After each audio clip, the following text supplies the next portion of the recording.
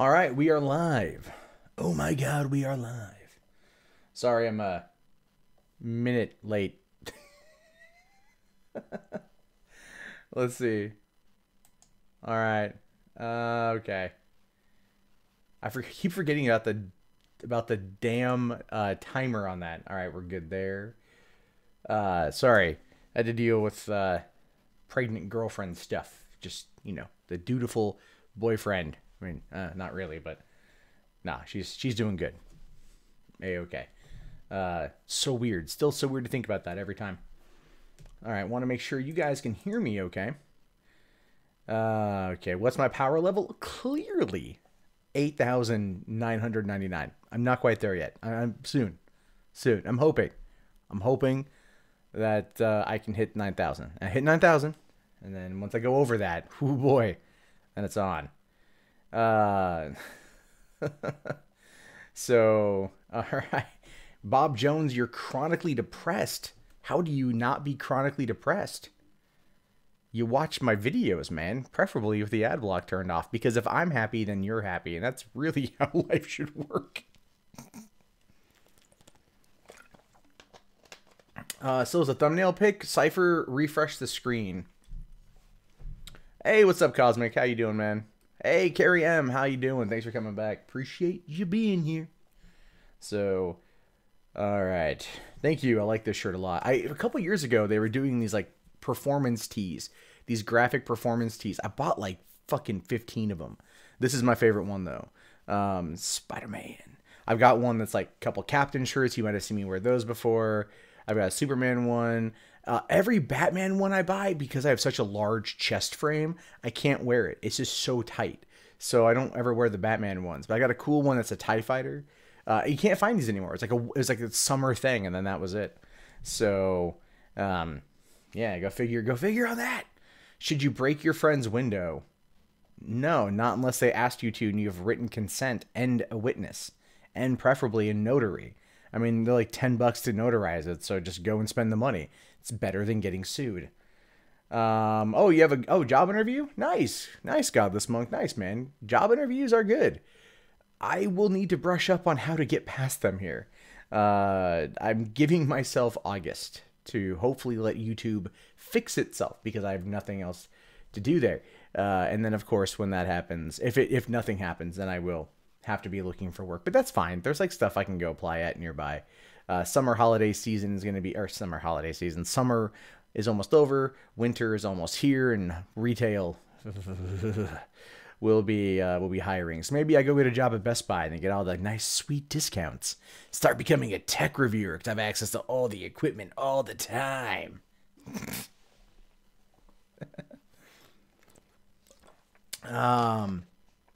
Should you date a MILF with massive boobs?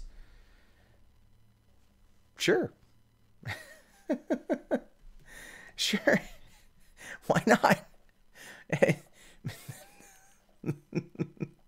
You might not be the only one who shows up to get dinner, but then, I mean, that's all right. Let me get everything locked and loaded for tonight here. I was a little bit behind schedule as per usual, so I got to prep my Firefox. Ooh, I saw I got a super chat there. James Russell says, Game of Thrones sucks now. What are you talking about? Game of Thrones has been awesome this season, dude. Last night's episode was fucking tits. I watched it this afternoon, man. I love the hell out of that thing. It's happening at like breakneck speeds because they've only got like 7 episodes, and so yes, they are cranking in a lot of story, but it's hitting me right in the feels. I mean, no one who died I cared about. I didn't care about anyone who died, so I don't give a shit about them. Period. Further thoughts on Marvel Comics? Aw, man.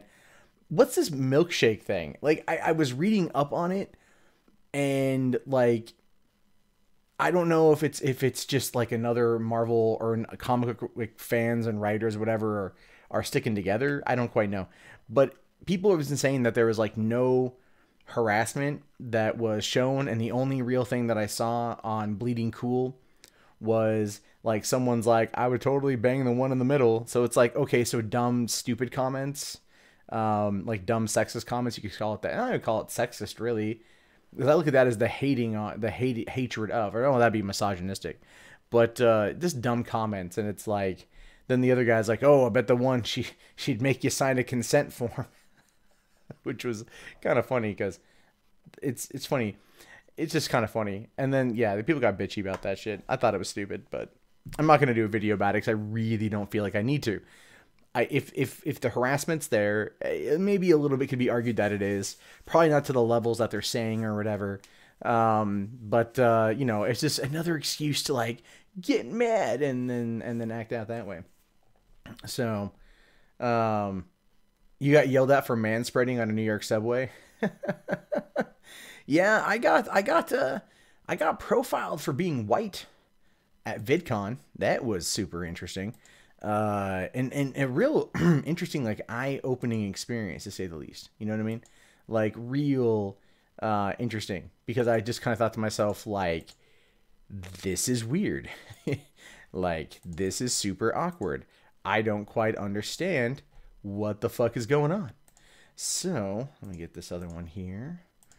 All right. What did I say was the last story today? I just want to make sure I've got... oh, right. There we go. There we go. Game of Thrones piracy. That's what I want to talk about. Because it's a load of horseshit what they're doing right now. So let me just get all my articles lined up in a row here. But anyway, how are you guys doing? You guys having a good day? Been enjoying the nice summer. Unless you live on the southern hemisphere, in which case it's winter, and you're probably going like, it's fucking cold. And then here we're going, it's fucking hot. And everywhere's like, the weather sucks dick. So it's it's just kind of how it be. So, all right. I don't need to have Twitter up right now. Let me just double check Twitter, actually. Okay. Okay. So, let's see here. All right. Everything here looks good. I just want to make sure like there's no last minute things that are needed. And no, I'm good. All right. Let's get this powder stouted. Okay. Yeah, no, today was like I just watched the John Oliver thing this morning going after Alex Jones, which I loved. I loved because it wasn't like he went after Alex Jones on an ideological level, which I thought was good. He went after him from a business perspective, which is something I've been saying for a long time, that Alex Jones is just, you know, he's a humble water filter merchant. That's not my line, but it's a line that's been tossed around. But you can always see how much shit Alex Jones peddles, right? It'd be like, okay, so my streams are usually an hour and a half. We chit chat for a while, you know, and we go into the stories. We do that. We BS in between everything else.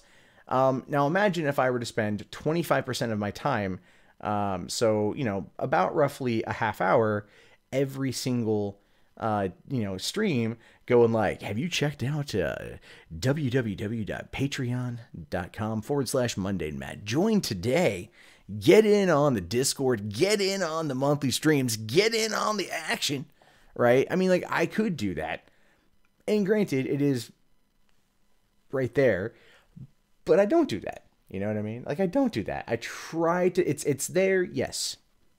We're all small businesses, absolutely. We all peddle our own wares one way or the other.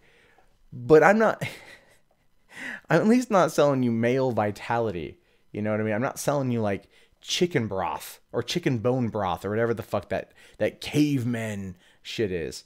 So yeah, I've been hearing the joke about Alex Jones for the next communications director. That would be just out of this world. That would be great. But I don't think it's going to happen. It's not going to happen because General Kelly is the chief of staff. Therefore, he is the communication director's boss. It's one of the reasons why Scaramucci was out. Scaramucci helped get Reince Priebus fired. Absolutely. I think he gave Trump, like, you know, the gusto, the whatever to fire him. And as a result of that, you know, then they brought in Kelly, and Kelly's like a no nonsense dude. And so they fired, you know, Scaramucci, you know, because Scaramucci's he's a loudmouth. That's what he is. He's just a fucking loudmouth. So, I mean, clearly that makes sense. So, in other words, all the BS Jim Mr. Medicare has accused you of. Okay, Mr. Medicare, like, Jim, whatever. Yeah, you know, he gave me some shit for it, absolutely. You know, it was a dumb, stupid thing to say. I admit that, you know, and he's poked fun at me over it. But he also knows that I can take a joke. That's the difference there. It's like, you know, it's a meme. You got to lean into it. You just got to run with it. And that's how it is. Any idea of what we'll name our daughter? Like I said, last night I talked about this towards the end of the stream. The name we're circling around right now is Melody, but that could change. Probably will change. So we're you know, we're still looking at names. You know, we're trying to, like, you know, like, looking at what's popular right now, but it's like none of that, like, you know, Aiden, Raiden, Gaiden, Jaden, Taden, whatever crap. So there's definitely some stuff there we're not going to do. Do I watch Dragon Ball Super? No, and I am better off for it. So name her Chlamydia. That'd be pretty funny. Luna?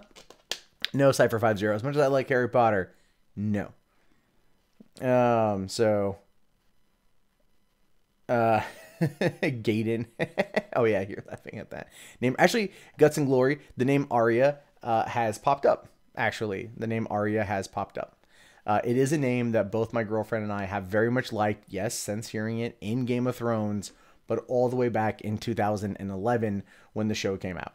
So, you know, we've been on board with that for a while. Name her Jennifer. No, I can't name her Jennifer. I know too many Jennifers. I don't think any of them. I know, like, maybe one of them is not insane, but almost all the other ones I know are, like, you know, like, it's all, like, you all know crazy Jennifers. So there's that. Name my daughter Mundane Maxine. No. Betty. No. Name her Apache. That's her gender.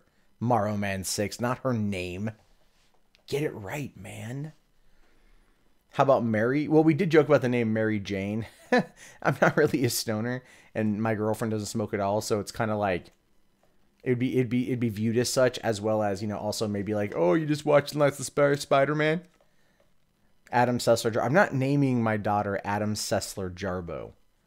Come the fuck on, Shadow.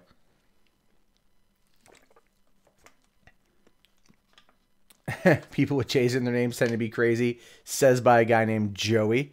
What's up, Joey? You got something? You got something you got to say? You got something you tried to say? What do you think about Emoji Movie being #2 at the box office?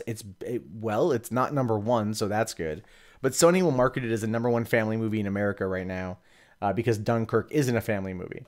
They'll be able to also market it as a #1 family comedy, the #1 animated movie, the #1 comedy in America right now. They'll basically be able, and this is what every studio does, every marketing team does this, they will find, like, the shittiest thing they can say about this, and then that's what they will do. How about Anita? No. Oh, Jesus Christ, man.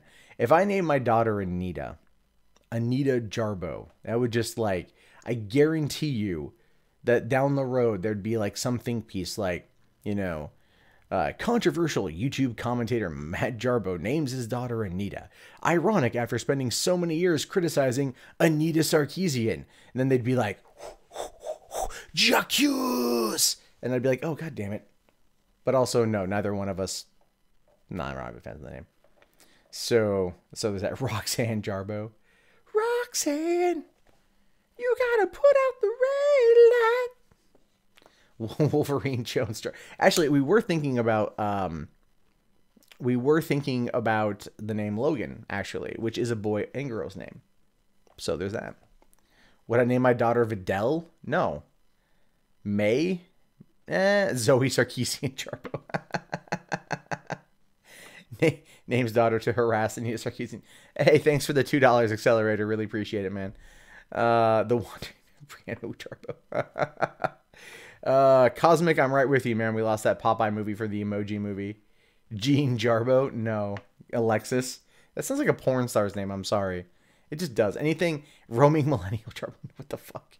How about Dawn? Dawn's a good game. A good name. Jenna Jarbo. 420 dab Jarbo. Adele Ramsey. That's not bad actually. Adele Ramsey, but that sounds very, very what's the word? Exotic. Do I look exotic to you? That's the whole thing. I want to avoid that. Like, I don't think I come across as exotic. My family's from Canada. You know, what am I gonna do? Like, be like, oh, I named her Timmy after Timmy Hortons, eh? You know, like, cause I wanna name my child after my Canadian heritage. You know, Kojima Charbo. Alice isn't a bad name. Imperial Base. It's not a bad name at all. What if my child is a ginger? I have brown hair. My girlfriend has blonde hair. I'm gonna go on a limb and say, unless she, you know, cheated on me with a leprechaun for a pot of gold, which she is clearly not showing me if she does, the baby won't be a ginger. The name Skylar has actually come up as well. I'm not a huge fan of the name Skylar, and it has nothing to do with Breaking Bad. It has everything to do with, I knew a chick named Skylar back in the day. She was a straight up see you next Tuesday. I mean, a real festering cunt. So, Sora Jarbo or Joy Jarbo. Yeah, Laura's a nice name, Adam. I agree with you. Do I like honey crullers? Is that a donut? Is that a donut? Well, she's name her December or May. Is there anyone that's named December? I might have heard that name at a strip club once. Ladies and gentlemen, or just gentlemen, put your hands together for this blue light special. Up on the stage is your favorite, my favorite, our favorite, December. Doesn't really kind of have a good ring to it, in my opinion. What about the name Lapis? It's like one letter away from being lupus, and it's never lupus. Go to the SSA name list for 100 years ago. Yeah, that'd be like Ethel and Agnes and Amethyst, Abstract, Margaret.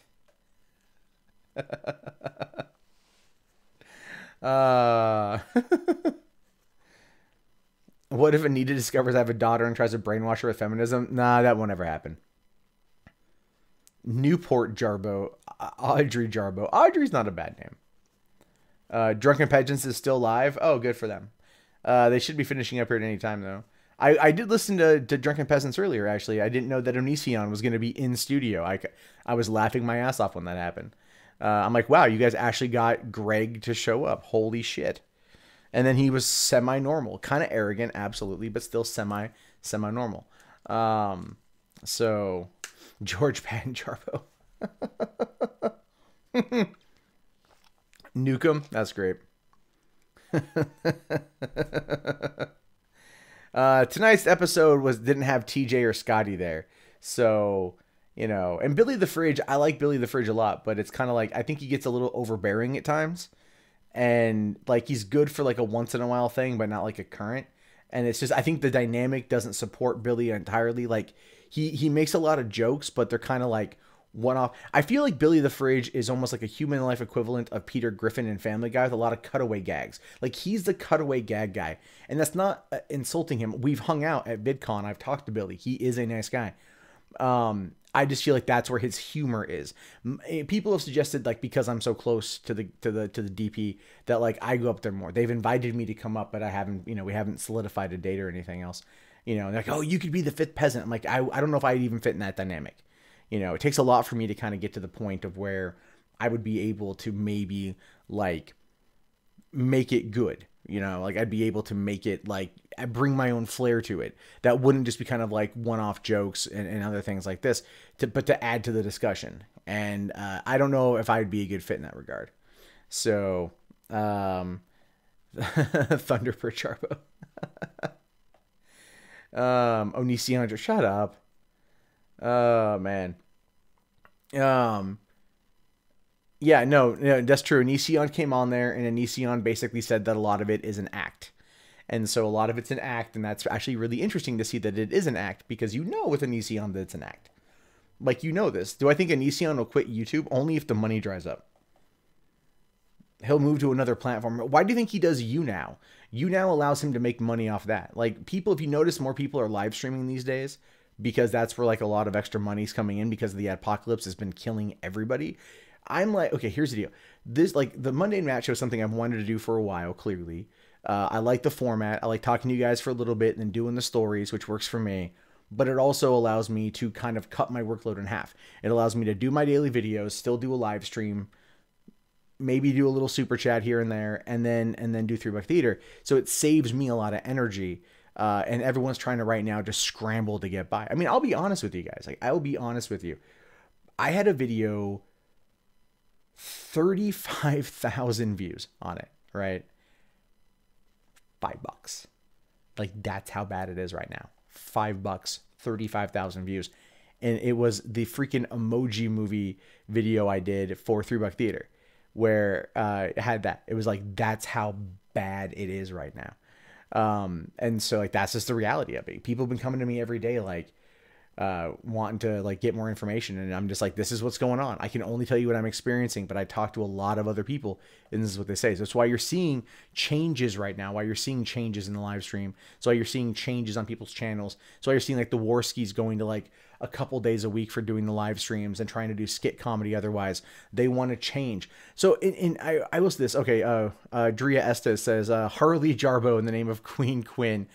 Look, I might look like Kevin Smith, but even I wouldn't name my kid Harley Quinn. But thank you for the $2. I do appreciate it. What we're seeing right now is going to be kind of a rebirth of things. I think a lot of channels are going to have to change how they do things, and that's fine. That's fine. Pushing people a new way creatively through force sometimes works. The downside, what we're seeing ourselves in right now, is that people are trying to just hang on, and through that comes frustration, and through that comes angst and anguish and the uncertainty of tomorrow, an uncertainty that was never guaranteed to them in the first place, but it seemed like it was pretty much guaranteed, you know. And that's kind of just the world we live in, you know. And it's really shitty. I don't know. I mean, we're coming into the back 5 months of the year. Ads are meant to skyrocket. If they don't skyrocket, you're going to see a lot of people quit. Or people are going to start going to, like, you know, paywalls. You're going to start getting a lot of paywalls. A lot of subscribers are going to start, you know, they're going to ask you for like a couple bucks a month and everything else. Like, honest to God, like, as much as Patreon, or as much as Super Chat is really nice for instant, because of my MCN, and I don't get paid I only get paid through the MCN. Whatever you guys give me right now, I won't get for 2 months. I'm not even kidding you. I won't get anything in July until September. And that's just the way that it is. That's unfortunate. It's shitty, but that's the system. So Patreon is still the monthly thing. And honestly, Patreon takes less of a cut than Super Chat does. And so Super Chat's nice because it's instantaneous. You get that instant reaction, you know, from the creator. But truth be told, it is in the creator's best interest to want something like Patreon to be used. However, the way Patreon is right now, with pushing out Lauren Southern and other people, I don't know if people like myself, even with moderate political opinions, will be able to actually sustain ourselves going forward on Patreon, simply because of that fact, because of the way things are working, and because of the other shit. It's fucking nuts, man. Like, that's what I'm trying to tell you guys. It's insane right now. Everything's up in the air. And I talk about this a lot because it's on my mind a lot, for one. And two, people ask me questions about it, and then I start ranting about it because it's on my fucking mind. But it's, yeah, we'll have to, I mean, look, the truth of the matter is this. We have to wait and see. That's all we can do right now. So you're seeing people pushing live streams. You're seeing people doing this more often, and everything else. And that is perfectly fine. People are going to use this as a time to be more creative for them, for their audiences, and then go. I'm actually, this month alone, I've been getting probably better views than I've ever gotten ever, which is awesome. I've been trying new things and it's working for me. It's just, so that's cool. So I'm experimenting, because if I fail on the experiment, I'm not losing anything in terms of the monetary value. It's not there to begin with, you know? So that's just kind of where things are at the moment. Yeah. Name her ad block. That's true. Do I think Sargon and Thunderfoot will ever bury the hatchet? That's entirely on Thunderfoot. I am kind of hoping that he makes his way out, because I know he's not too far away from me. He's actually in like he's east of here, a couple states over, for like till the eclipse this year. So if he's here for the eclipse, then hopefully he'll make his way to Washington, or like, you know, in Oregon. And I would cruise down to Oregon if he was down there. I'd like to go see him. So once my daughter's born, am I gonna be working full time? Yeah, I will. I still be here. What I'm gonna have to, because my girlfriend will be out of work for a few months. James, I'm sorry I missed your super chat. The movie I'm most looking forward to for the rest of the year is it's Justice League. Thor looks amazing. I know Thor is gonna be great. Pyrex Turbo, really, Jack? Really, Pyrex Turbo? I know Thor is going to be awesome, but Justice League is the one I want to succeed the most, because I already know the level of quality Marvel puts out there. I loved Wonder Woman. I want to see what they're going to do with Justice League. But Nicole said that PayPal is also a great way to donate, which I totally agree with. PayPal is also instantaneous and works out well. So, okay. I might have, fewer people. Oh, there we go. Okay, it updated, because it told me like only 70 people were watching, and then I'm like, that's a little low. I look at it again, it's like, oh no, 145. Okay, cool. That's about my average. I'm totally fine with that. So we should probably get into this thing. I haven't seen Atomic Blonde yet. It is on my damn radar. What game am I most looking forward to? You guys are gonna kill me. Probably Assassin's Creed Origins. I really like the look of it. It looks like a lot of fun. But right underneath that, or maybe even an even contender, is like Wolfenstein, the New Colossus. I loved Wolfenstein and the New Order. The New Order and the Old Blood. I loved both of those things. Machine Games did a great job. I want to play that. South Park, The Fractured But Whole. Oh boy, what else is coming out? Like, you know, I mean, the cool thing is, like, I feel like I'm not going to buy a lot of games this holiday season because I just don't want to. But at the same time, given what's coming out, I'm pretty sure the same thing is going to happen that happened last year, which is everything's going to drop in price pretty damn quick. Or they're going to be doing like Target's buy two, get one, you know, and everything else. And so really it just boils down to that. Live stream for done. If I get it, sure. We was Creeds and shit. Yeah, that was pretty funny. That was pretty funny. Hey, what's up, Jeez? How are you? You played Doom. I did play Doom. Star Trek Discovery, I'm going to watch it. I'm going to check it out. I don't think it's going to be very good. But I do know Doug Jones, who is the alien that you see in all the promotional shots. And I would watch it to support him because he is a great human being. So I'd watch it to do that. So there's that. Oh, you want Oh, that DBZ fighting game's not till next summer. Yeah, that one didn't really interest me. If they had announced Days Gone was this fall, I probably would have been like all over that. There's other games coming out this fall. Like I did pre-order The Long Dark, which does unlock in an hour and a half, and I've already pre-downloaded it, so I'm looking forward to giving that thing a go. So there's that. Because that looks pretty cool. The Long Dark looks pretty good. The new Dragon Ball looks like the cartoon as a fighting game. I will say the visual aesthetics look amazing. I'm just not a big fighter fan, and I'm not a Dragon Ball Z fan. So for me, the interest level is pretty much bad. The Evil Within 2, I'll watch somebody play it. I watched somebody play the first one. It looked interesting, but at the same time, I'm like, I feel like I'm okay to watch someone else play this. So, you're skipping Marvel vs. Capcom Infinite.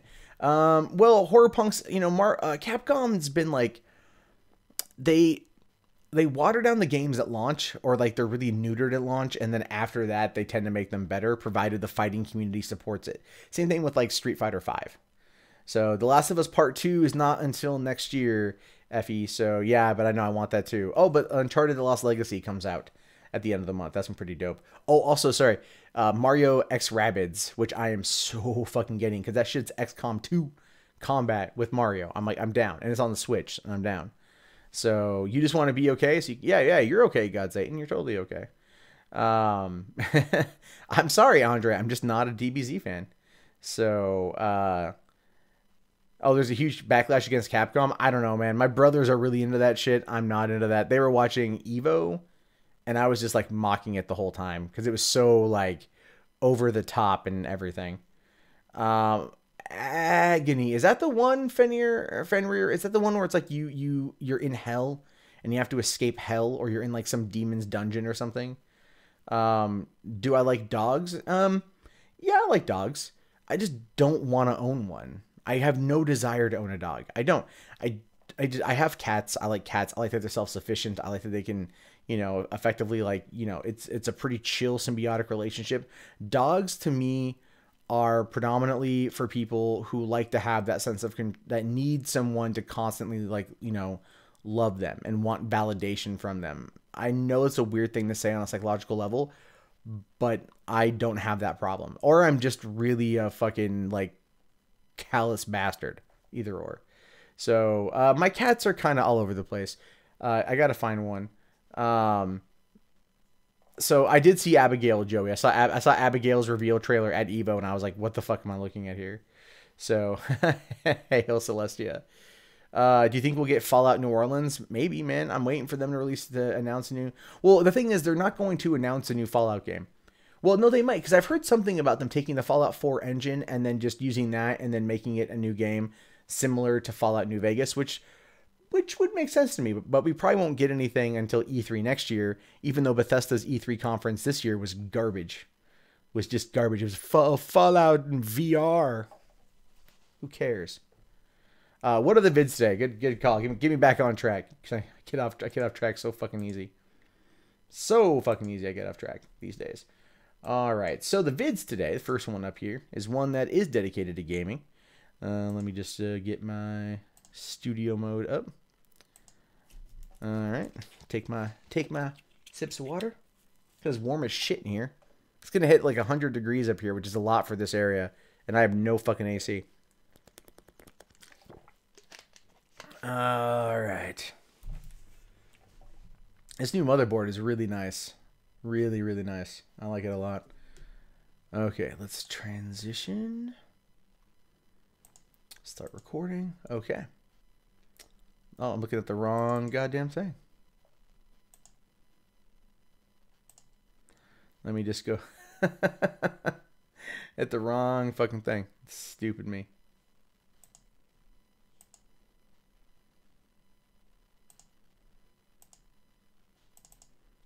Oh. There we go. All right. I did no, I got the Spider-Man thing at Ross. So there's that. Okay. That should be good now. Let's transition again. There we go. I had to tweak that shit. All right. Okay. Let me ask you guys a question. How many of you guys are watching me on your phones, and how many of you guys are watching me on like a console or a PC? I'm curious. I'm just kind of curious where people are viewing it from. I would assume most are probably on PC, but I'm just kind of curious. And also, I'm probably going to be moving streaming times up. I get that request a lot for East Coast viewers. I can do probably 8 p.m. That might be the new time. So that's going to be a thing. A lot of, yeah. Mac. You're on a Mac? Eh.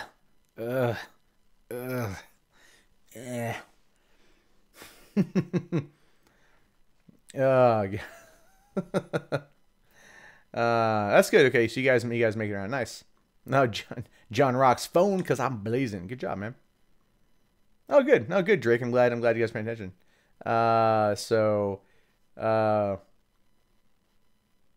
Wow, you guys are like really responsive when I asked you guys to be responsive. That's good.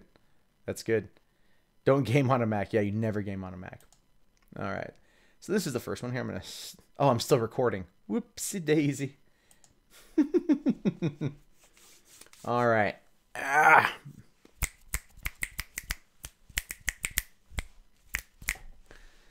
The snaps are always my favorite part because you guys can see it live and shit. It always cracks me up.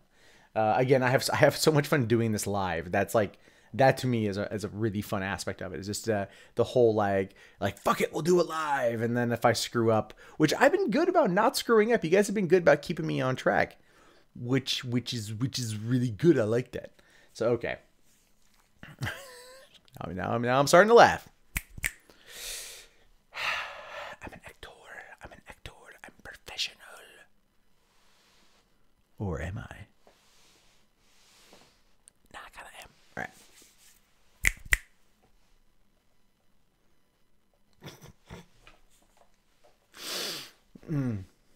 Yeah.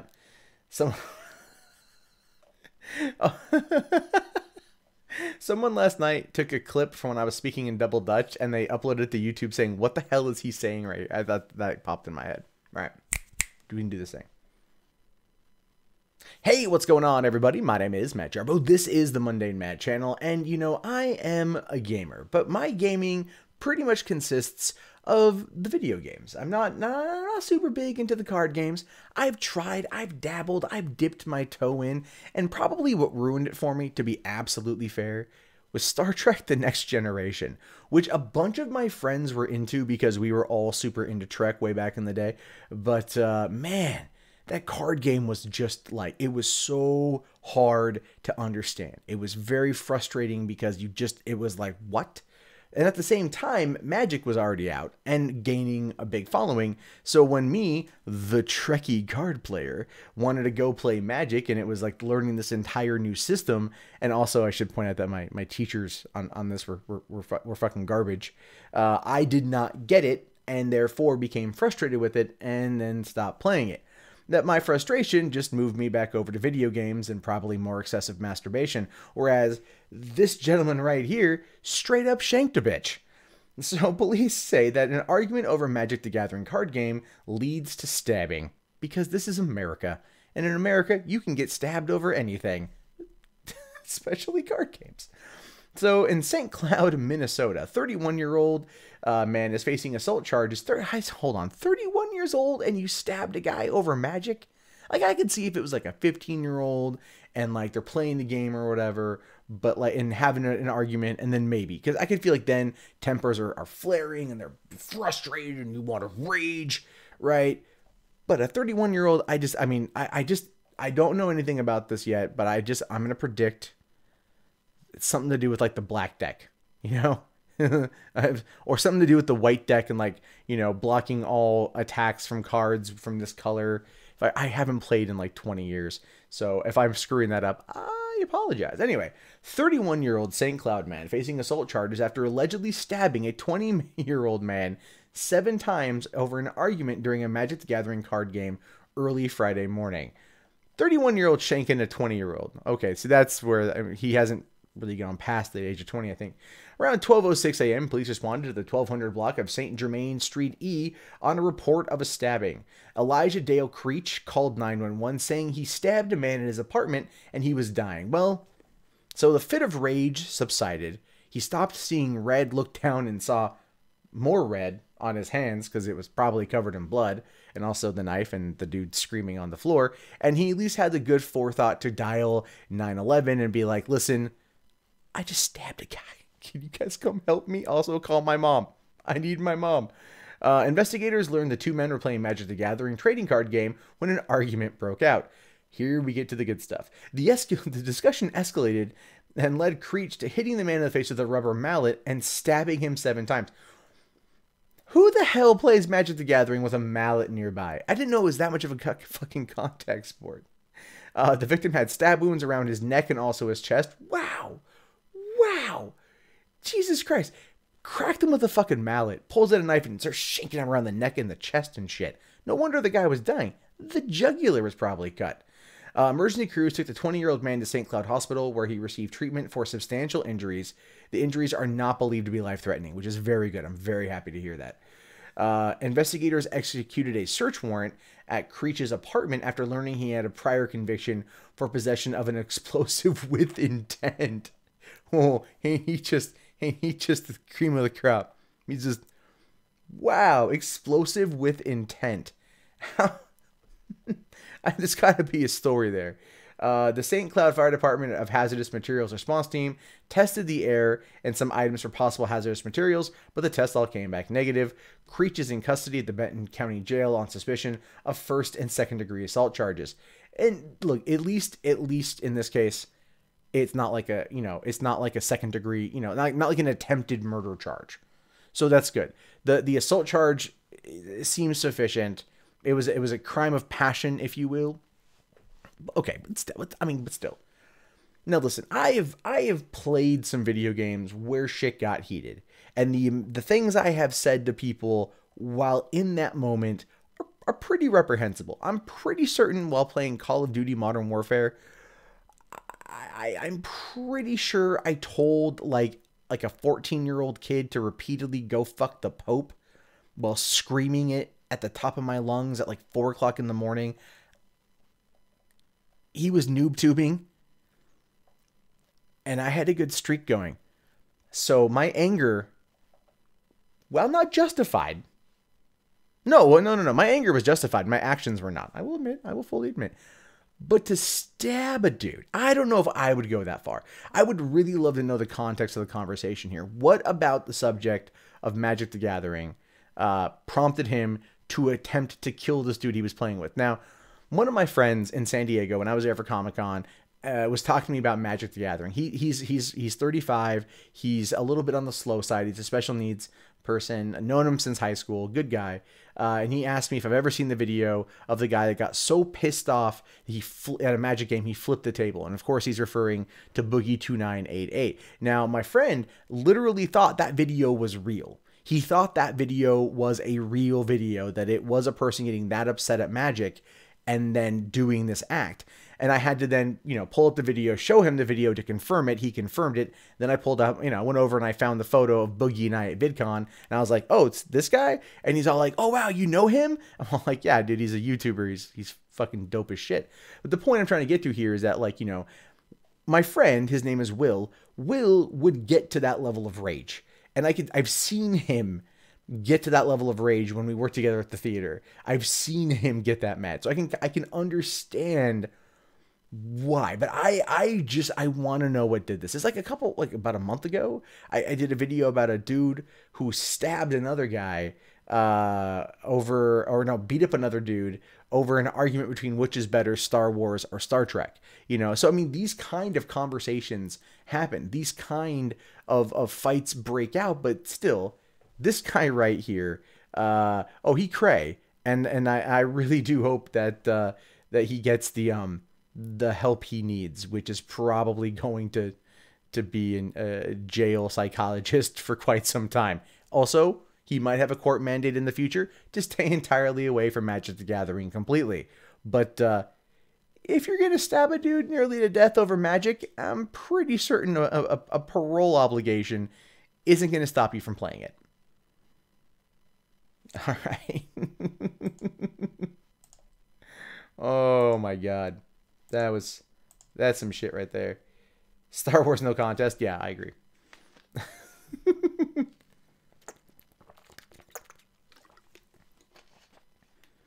Oh, inbreeding? Is that what happened to Urban Decay in St. Cloud, Minnesota? That's fucking funny, man. Snaps for pony nationalism. The pony nationalism thing cracks me up, man. Cracks me up. I still want to learn Magic the Gathering. I really don't know how to play it. I played Hearthstone, I played a couple of the other online stuff, and I like card games, I do, but Magic to me almost at this point, because it's been 20 years that I've never learned it, it's almost intimidating right now. Will, the guy I was mentioning before, he actually gave me a starter deck a couple years ago. This dude used to be fucking hardcore into Yu-Gi-Oh, right? He would come to work with his Yu-Gi-Oh decks, and I'd be sitting in the box office watching a movie because we had a lot of time to kill, and he'd be like, hey, you want to play some Yu-Gi-Oh? And I'm all like, no, I don't want to play fucking Yu-Gi-Oh. He's like, no, you should totally play Yu-Gi-Oh. Fine, whatever. It makes you go away, leave me alone, we'll play Yu-Gi-Oh. And then he gives me a deck, and he teaches me the basic rules, and we play, and I beat him because he's not that good of a player, even in these games that he loves. And then he goes like, yeah, well, I gave you my better deck, and then he never wanted to play me again. So I mean, so I need to, I don't even remember how we played Yu-Gi-Oh. It's been that long. You know, it's been that long. I mean, I like playing just like traditional poker. I like playing blackjack. I like playing those kind of games. Fucking Skip-Bo, dude. Give me Skip-Bo and I'll play the hell out of that shit. So you want me to speak double Dutch again, Tristan? Jaibu Wybunt, Jaibu Wybunt, Maibi, Tibus, Fabi, Klebik, Tibus, Fibine, Naibau, Cyber, Chabu, Cyber, Saipu Biber. Yeah, Saipu Biber, Chibet, Tibus, Shibet, Bibich. Hey, thanks a lot, Zombie Go Boom. Really appreciate it. Oh, hey, thanks a lot, man. Really hope that fucking lawsuit, dude. Like, I'm like, seriously, I am waiting to see what the fuck goes on with that shit, man. Like, you guys, nah, like, I mean, I maybe didn't give my opinion in the video as much as I should. I was asked about it later on. But straight up, like, what you guys are doing, I think is gonna, I'm hoping it gets through the court system. I'm hoping the judge allows it. So you guys can look to see what's going on. Maybe get some internal information as to why things happen the way that they happen. But I do agree that us not getting any kind of warning about this and then it just happening, it fucked us up, man. It fucked me up. I didn't say this in the video. Maybe I did. It fucked me up because I was seriously closing escrow on a house. Found out my girlfriend was pregnant. And she was leaving her job and we were moving here because I thought like, oh, my income can cover it. And then all of a sudden it's like, hey, everyone, the Wall Street Journal found a fucking article that had the video with the N-word in it. And it apparently made $20. And all of a sudden, like, burn the ads, pull out. Like, fuck me up, man. So, but I'm hoping that you guys at least get the information. So no, seriously, a lot of us are super behind you guys. So like, good luck and shit. Also, I've been watching some of your videos and they're good stuff.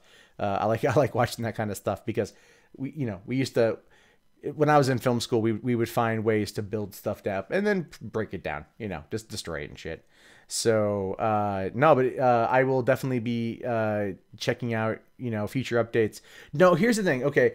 Do you guys have like a website set up for future updates? Are you just going to release it through videos? Are you going to have like a zombiegoboomlawsuit.com sort of thing? I mean, it's a class action, is what I was reading. And so, I mean, obviously if it's a class action, other people are involved. I don't know how much you can talk about it. Probably not, given, I mean, I would say the relative vagueness of your video, and everything else. So it's kind of like, I'm just wondering if there's a place that's going to be able to kind of have more I guess my question is, like, are other people going to be allowed to to join in? I'm not too sure how the legal setup of a class action goes, but I do want more information as soon as it's available because this directly impacts me, and I'm just, I'm curious as shit.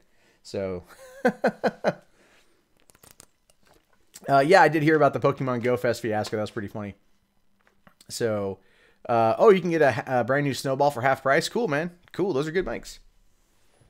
So did I see the Infinity War? Oh yeah, I saw that. I saw the Infinity War leak. I saw that shit like while I was in California, man. Like I actually found it on Megalinks and then I downloaded it to my phone and then like showed it to all my friends. I was just like, you guys gotta see this shit. So, oh, okay. Okay. I might have to reach out to your lawyers then, and then talk with them, and see what, if I can ask questions. Cause again, something that I myself and others who do this are very curious to know more about, because I'm honestly to God surprised not a lot more people are talking about it. I figure, and you would have figured a lot more people would be bringing this thing up, but it hasn't hit that point yet. And so, and I think part of it too is I think some people are just worried about like maybe they don't know how to approach it.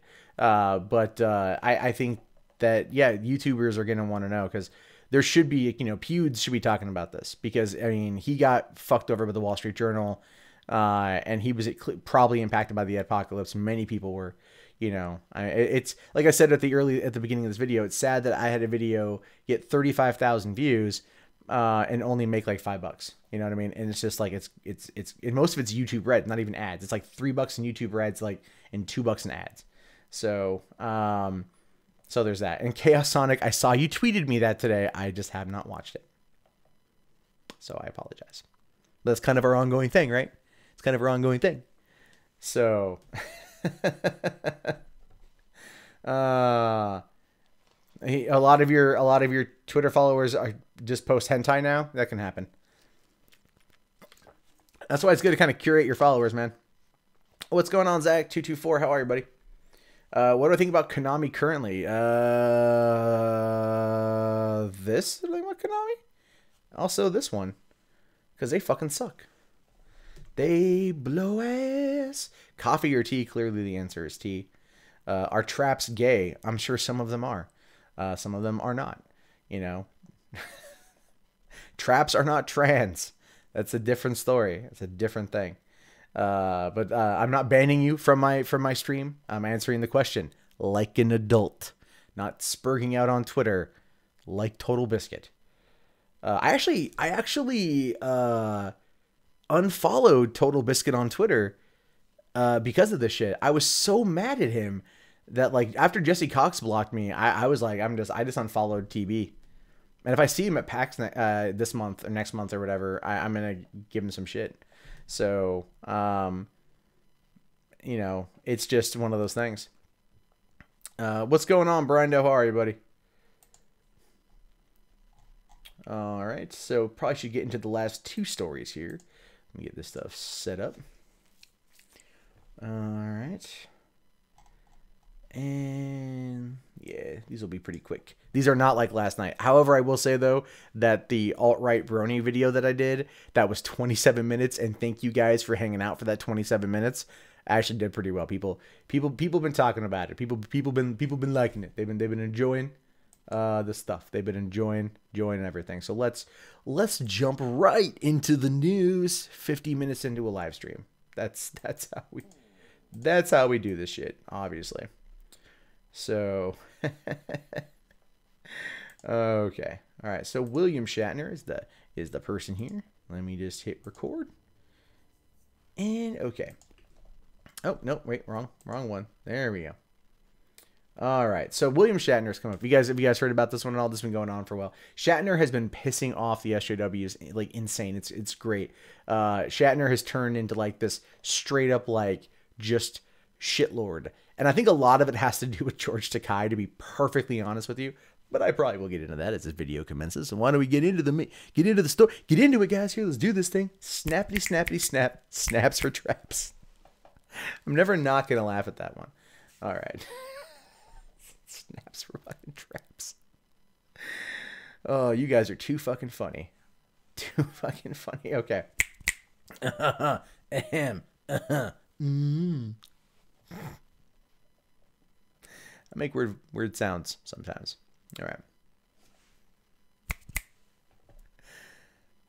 Hey, what's going on, everybody? My name is Matt Jarbo. This is the MundaneMatt channel, and you know, I am definitely a Star Wars guy over a Star Trek guy. I don't think that's even up for debate at this point, but I will say this. I love me William Shatner. I love the Shat. He is a great person. I have always enjoyed watching him as Captain Kirk, as any other role he's taken on.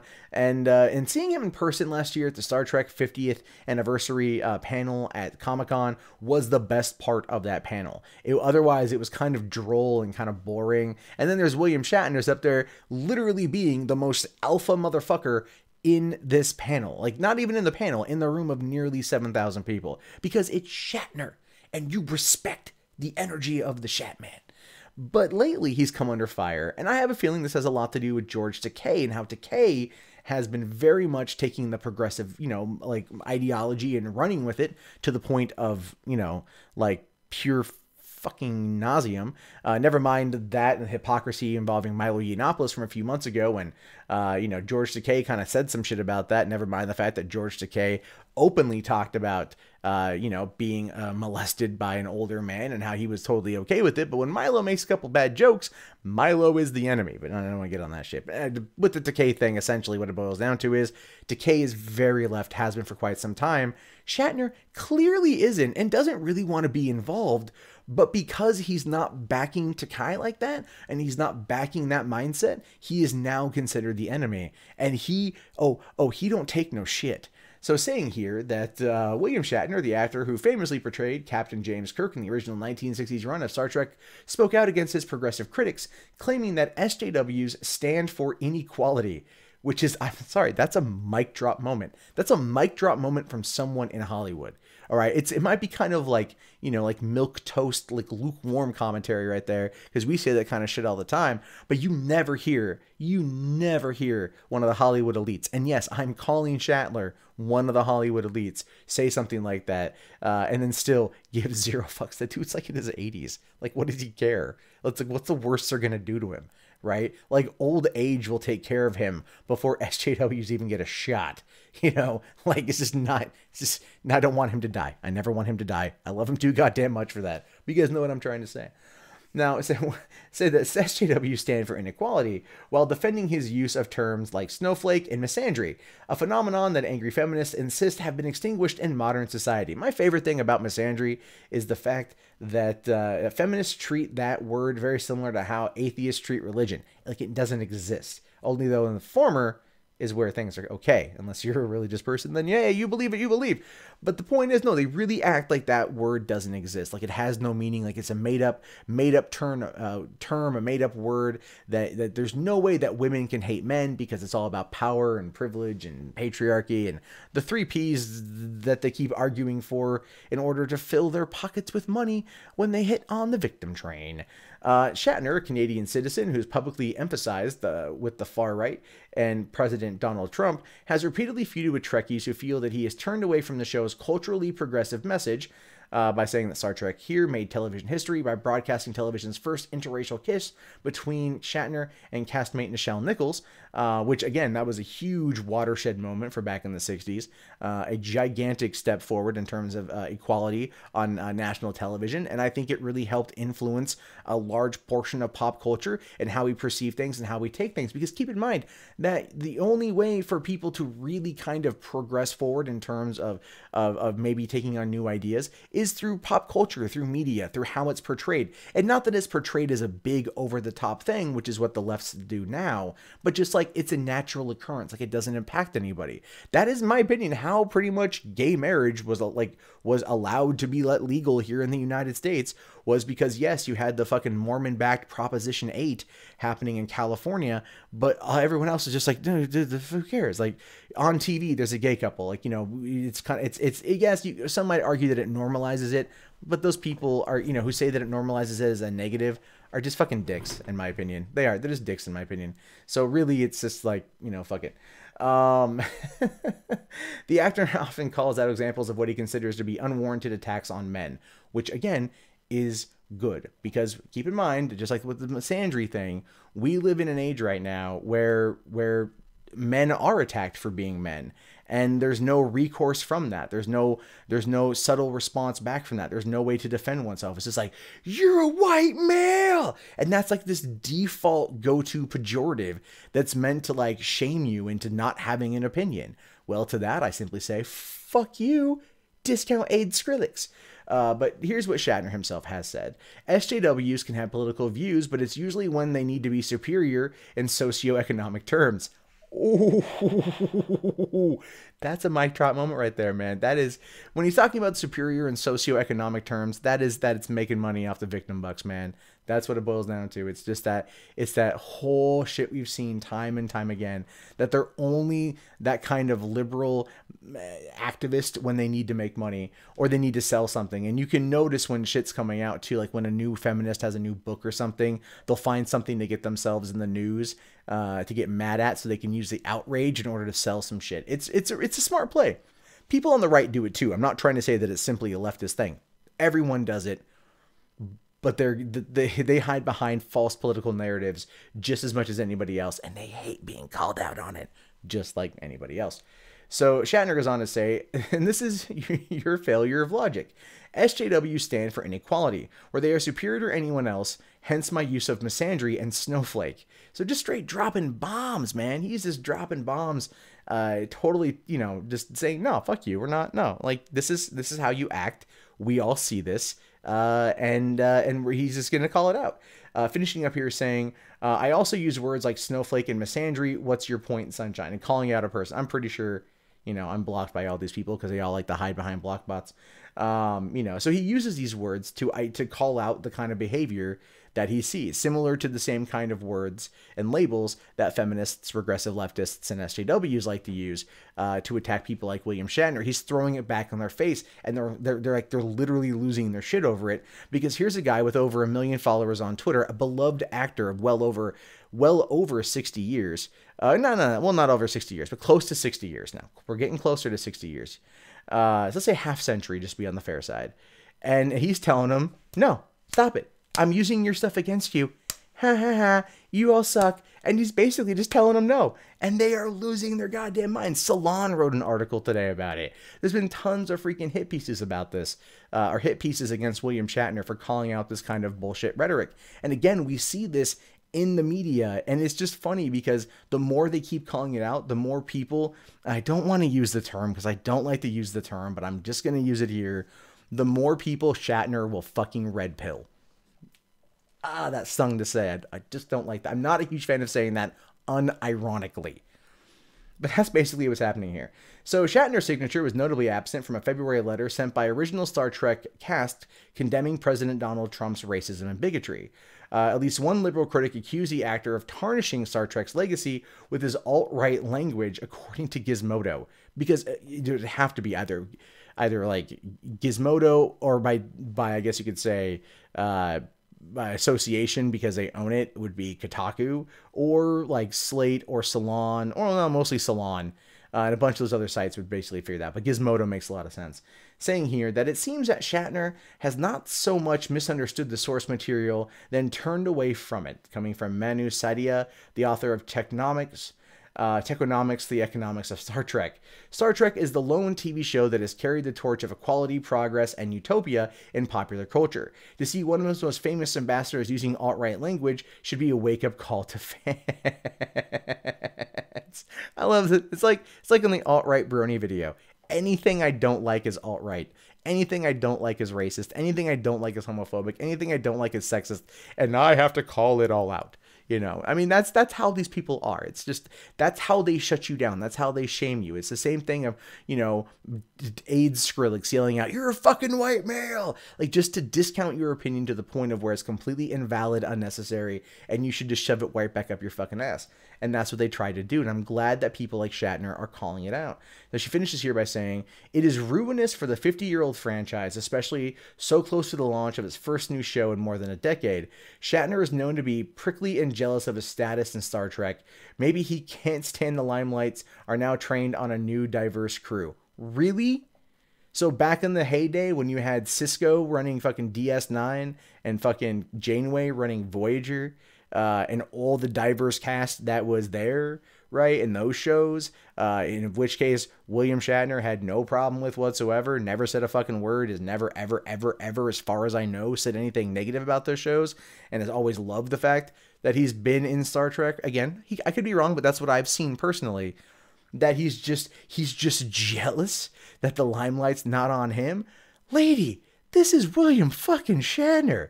He could sit there and just go on a live Periscope and start reading the phone book and could probably amass several 100,000 viewers instantaneously, because he would play it up for style and effect like he always does. And that's how Shatner is Shatner. That's why Shatner is as well loved as he is. This is just jealousy from this Manu Saadia, because she's like, no, he's not agreeing with me. All right. Everything's going to be all right. That's what they're doing. It's so funny to watch now. But according to Saadia, the show tactically endorsed socialistic policies like the notion that wealth should be evenly distributed throughout the population, saying here that Star Trek has a lot of things, but at heart it stands for the ideal that the fruits of technology and social progress should be equally shared amongst all of humanity. And that's definitely not what Star Trek is advocating here. I'm reading a conservative site here, so Zero Head is clearly going to, like, you know, pick their way of interpreting. But I've always viewed Star Trek as kind of like, yeah, humanity has evolved past religion. It's evolved past, you know, trying to separate each other, evolve past segregation. It's all about inclusion and equality. And to that, a rising tide raises all ships. And also exploration, realizing that there's more than just us on this planet, that there's an entire vast cosmos to explore. We have the technology to do so. We're going to do this. And then that unites humanity, the next great step, the next great adventure. And then, of course, who we encounter out there, that is a reflection of our society at the time, the Klingons, the Romulans, the Vulcans, so on and so forth. That is how I personally view Star Trek, as a sign of, of a true equality on Earth, because we put aside our petty differences and we all focused on one key thing together, and that would be getting the fuck off of here.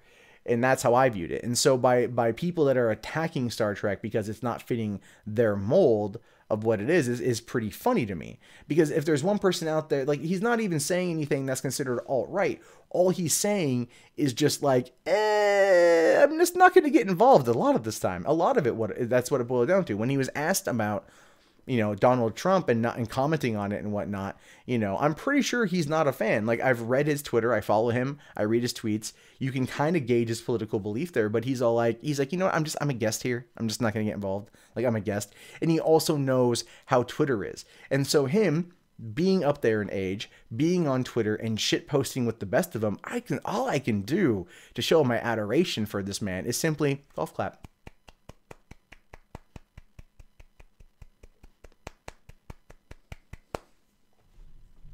All right.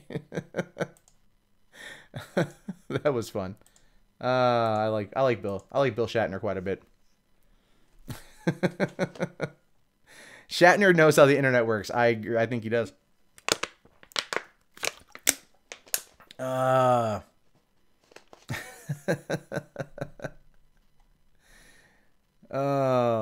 It's DS9 got good in later seasons. That's what I hear too. I did not like the first couple seasons of DS9. I also didn't like the first couple seasons of whatever it's called, fucking Babylon 5 too. Oh, hey, thanks, Zombie Go Boom. Thank you very much for the $10 super chat. Really appreciate it, guys. You guys kick ass. Thank you so much. No,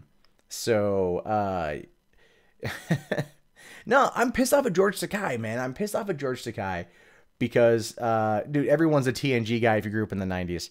I always played as Wesley Crusher, and then I grew up and I realized who the fuck Will Wheaton was as a person. I'm like, great, this sucks. And so, yeah, Joey Legs, you should follow Shatner, man. Shatner is fucking awesome. I always looked at Star Trek as not having much of a religion. That's my interpretation of it. So anything's possible. So we'll have to just kind of take a look at that and see what happens there. But let me just get ready for this next one here, so we can just get this thing through. All right. Oh shit. It's like really warm in here. Like I'm drying out. Even though I live in the fucking forest, man. You figure it wouldn't be an issue, but it's an issue. It gets warm in the forest. So I've got like 3 bottles of water here that I pulled out of my fridge. I'm like, I need to get AC in this room. Like, that's what I want to do. I want to like build an AC unit in here and then like pump cool air in, so it's not as much of a problem. Oh, I didn't see that. Human story says, because we love Star Trek and we love you, just food for thought, Star Trek has always been diverse. Those that attack Star Trek don't watch it. Shatner has been smart, keeps his professional life out of his political views. Human story, I completely agree. Thank you very much. I love you as well. I love Star Trek too, man. Like, I'm a Star Wars guy, but I will watch the fuck out of Trek. And I'm looking forward to Discovery. I want to see what they do with it. I have a feeling Brian Fuller was taking it in a direction that CBS was like, we don't want this. Now, Midnight's Edge has done some great coverage of this and everything, and I would recommend those videos because they're huge Trekkie fans. They are like huge Trekkies. So they go through this and whatnot, and it's definitely a franchise that I agree. It's always been diverse, and to attack it for not being diverse is just insane to me because it's, again, when you have these people that make these claims, like Star Trek is not diverse, you're going like, are you fucking kidding me? Like, I mean, Like, it's pretty diverse. It's diverse for its time, and it's only grown to be more diverse over the 50 years. All right.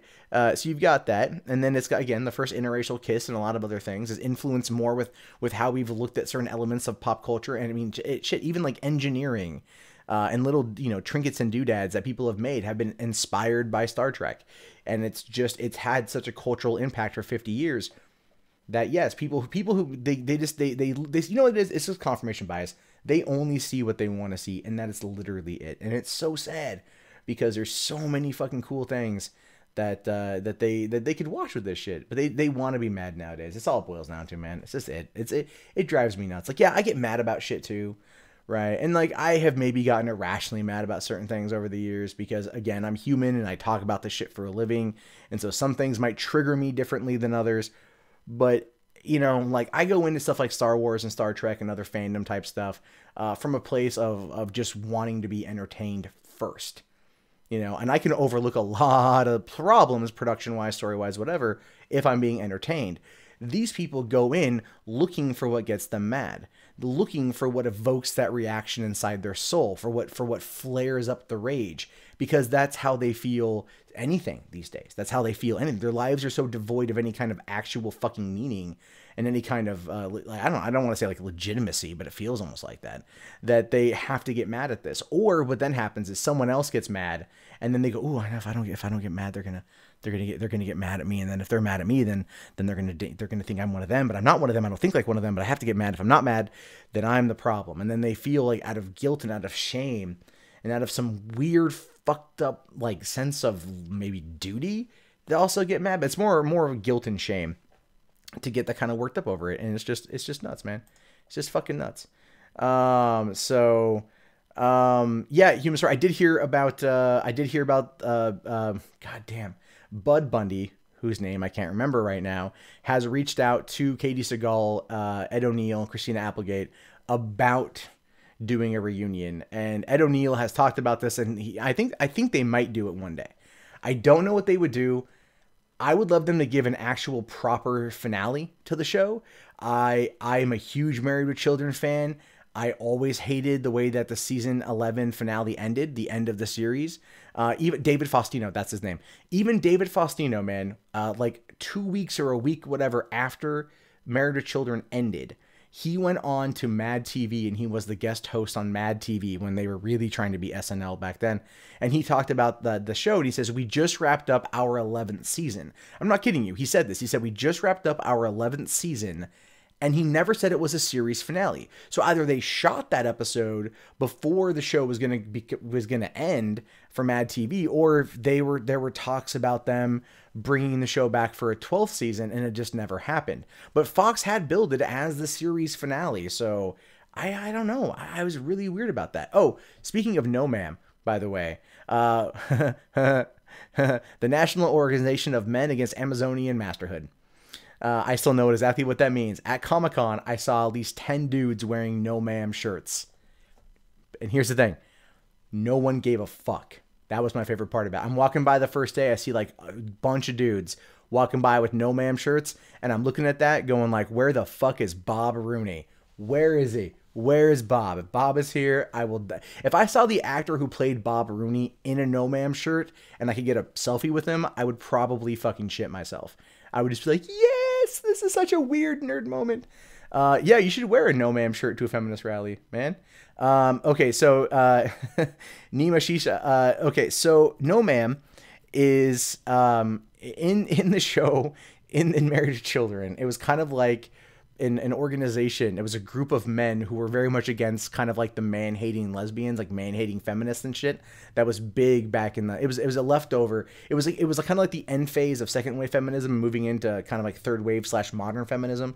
And so they created a group called No Ma'am, which stands for the National Organization of Men Against Amazonian Masterhood.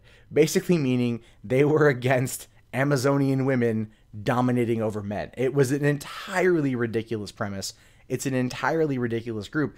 It probably is the first maybe representation of what could be argued as some maybe fringe elements of men's rights, but it mostly was an excuse for these dudes to get together and drink and bitch about their wives. That was essentially what it boiled down to. But yeah, it was a thing on the show. And the fact that and oh no, Cytotron, I see No Ma'am shirts at Comic-Con every year. I see them every year. People wear them, and again, no one cares, because at Comic-Con, San Diego Comic-Con International is not the New York City Comic-Con. They're not the same organization. The only thing that Comic-Con, the San Diego Comic-Con works with is WonderCon and San Diego Comic-Con. I think like one other thing. Other than that, everything's all kind of independent, right? And so, but even though the New York Comic-Con's like cosplay doesn't equal consent, and a bunch of other of these groups have done that, San Diego won't do that. San Diego doesn't bow down to that kind of shit. They are their own entity and they don't care. You go to San Diego Comic-Con and it's just chill. It's like, the thing is, like, I was so mad at Comic-Con last week because of some shit. Now that I'm talking about it, I'm like, man, I wish I would have gone on the last day. I'm now regretting not going on the last day just to walk around the floor again. I was tired. It's a problem when you get older and you've done it 18 times. So, SDCC has a lot of SJW, sure, yeah, and they all go, but no one's looking for a fight though. Like you're not getting the same kind of shit you get at other cons. It's a different vibe entirely. Still the same kind of entitled asshole people, don't get me wrong, but it's not as bad as you might think. It's not like 100% SJW free, but you're not running into it as bad. And if there are SJWs that are there, they're not looking to pick fights because that's not the place for it. No one's going to give a shit. Yeah, Marcy Darcy was the proto third wave feminist. I would absolutely agree, which is why Jefferson Darcy being in the group was as funny as it sounds. I need to go back and watch Married to Children again, man. Now damn you, Human the Story. You got me talking about Married with Children. God damn it. A show that I grew up watching. I love dearly. I want to go watch it again. You think, would Peggy Bundy still look good in a leotard thong? Yeah. I got a thing though for some older ladies though, so that probably would do it for me. So, VidCon is 100% SJW. Not, I mean, they're there. They're just not going to put up a fight. Hank Green, everything else. Oh wow, thank you. Another $20. So you're saying, could you imagine if you used the same comedy in the show Married to Children back in the day nowadays? It was also one David Faustino. It was also another one of David Faustino's thoughts. Here's another 20. Oh, thank you very much, man. I would say, well, okay, the comedy in Married with Children is one that like they could get away with today. They would have to just tweak it a little bit, and everything else. It would have to. They wouldn't be able to sexualize the teenagers as much. That would have to be calmed down. But Al Bundy working in the women's shoe store and hating life and everything else, they probably would have to change that. But I think like a lot of the base comedy of like Al hating his life and everything else, I think that is kind of set the bar, in my opinion. Like that and Roseanne have set the bar for a lot of like what we now know as the modern day sitcom. You couldn't do it probably on, you could probably do it on Fox, but would it be able to find the audience now? I don't know if it would happen on there. I mean, look at shows on FX or FXX, right? Like You're the Worst. Again, very sexually charged humor, and it's going into its fourth season. Man Seeking Woman, Jay Baruchel's show on FXX, that had 3 seasons. Very sexually charged humor. So you can do it if it's done in the right way. But if Married to Children were to come back, and I'm thinking that they might, I would definitely be on board with that. I would watch it. I would watch it in a fucking heartbeat. And I'm hoping that they do, but they probably won't do it until Modern Family ends, because Ed O'Neill is a big part of that. I think he's the highest paid actor on that show. They've been signed for, I think, their 9th and 10th season or something. So they're not going to be going anywhere else. So probably not until that ends and he's not on ABC, because ABC is not going to want to sit there and have to deal with any possible backlash against, a reboot of Married to Children, even though by today's standards, Married to Children is tame. It's relatively tame. I mean, I could see I watch The Mick on Fox, by the way. Insanely dark humor. And I laugh my fucking ass off, and that's getting the 2nd season. So yeah, you could probably do it today. I will say, though, I am very much looking forward to the Roseanne reboot or the revival coming back next year. I have a feeling that's going to be a lot of fun. They've also said that's going to be the only pro-Trump sitcom on TV. And it's not even that Roseanne is a huge fan of Trump, but they're just going to play that angle. As for The Last Man on Earth, fuck yes. That show, I have to watch the season 3 finale, which I'll probably watch later this week. We just played catch up with it. I love that show. I love that it's a show that can have you on like the brink, like of splitting your pants from laughing so hard, or whatever. And like the next scene, you can almost start crying because it's so emotionally charged. Like the I left a note scene. Oh, that killed me. Oh, that fucking killed me, dude. Like he goes there, like he doesn't open the door. He just leaves a note. Like we don't know. He doesn't know, but we're pretty sure. And it's just like that. Oh, why you play with my fucking heart like this, man? So there's that. Oh, thank you very much, man. Thank you very much. I appreciate you guys. Okay, I just want to make sure I said that right. Human a story, or human a story. Is that what it is? I'm gonna check out your channel real quick. So I want to make sure I got it right. Okay. Hello, my friend. Ooh, puppets. Fuck yeah, dude. Let me just, I'm gonna subscribe, and I'm gonna check it out later on because I like me some puppets. So thank you guys very much, man. Appreciate it. Let me probably get back on track. So, all right. Is the Roseanne ending bad or just misunderstood? No, it's horrible. Okay, let me clarify this. The Roseanne finale is good because it brings everything home. The Roseanne final season is bad. It's objectively bad, in my opinion.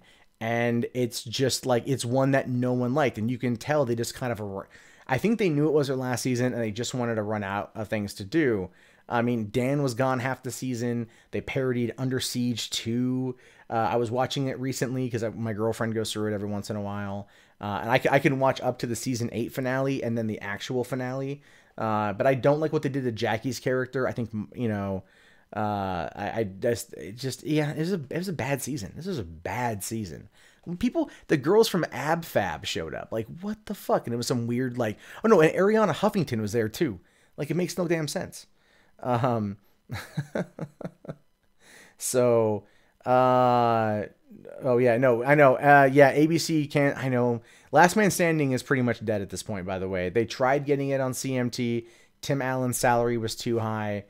It's well, they haven't come out and officially said that it's done, but I'm thinking it's done, which is unfortunate because I really loved Last Man Standing. I watched from season 1 all the way to the season 6 finale. They should be given an episode or two to wrap everything up to give us a proper send off, and I'm pissed off that they didn't do it because that's fucking horseshit. So yeah, and John Goodman's still alive. They're just going to bring John Goodman back. They're not even going to acknowledge anything from, like, you know, they're just going to bring him back. They're not going to say anything what happened. So yeah, I've been very much paying attention to the Roseanne revival because I'm looking forward to that. Yeah, dude, most people who watch Last Man Standing love it. Like, yes, like Tim Allen's like, yeah, I'm a conservative, but like the show was written by liberals and they laugh at themselves more often than not. And it's a good family comedy. It's a good family dynamic. I love the cast of characters. So, you think I need to do a Married to Children rant video? Maybe. All right, let me do this last video because my voice is already starting to go. I can feel that shit kicking off. All right. Let me. Oh, sorry. Just before I forgot, DJ K Spec did say Married to Children built the Fox network. I would argue that it helped. But if you want to know what I feel really built the Fox network, I would say that would definitely have to be The Simpsons. I'm sorry. Like, it's been 30 years almost. It's still on the air. The Simpsons has been around since the early 90s. Fox had that back in the 80s to the 90s, definitely. I think, 86 to 97 is when that show ran. And they had a lot of great stuff in between. And so, yes, it helped put it on the map. I think The Simpsons solidified its longevity. But that being said, like, yeah, I really... I would love to see it come back. That kind of humor you don't get very often anymore. But I didn't want to overlook your super chat. So there's definitely The Simpsons were inspired by and got away with a lot what they did by MWC. What's MWC? Oh, with Married to Children. Yeah, maybe. I think they were able to push the envelope a bit because Married to Children did. So there's definitely that. So gotcha, bow down to the Simpsons. Yeah, Simpsons got the kids and then kept them as teenagers. Well, because I do believe that like Simpsons and Married to Children are both on in the same night. Anyone here remember Herman's Head? That show that lasted on Fox for a couple years. It was kind of raunchy as well.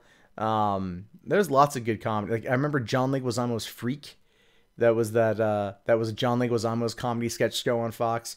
They had Get Smart Again, I think, which was it was a Get Smart sequel of a show where Andy fucking Dick played the son of Agent 99 and Maxwell Smart. So it's like there was a lot of In Living Color too. In Living Color, man, that was my jam. Oh, I fucking love In Living Color. I've always loved. I love the fact that like Sean Williams actually is not a horrible actor, and then like he was. Oh my God, hold on, I have to look this up here. It was. No, let's see. Okay, In Living.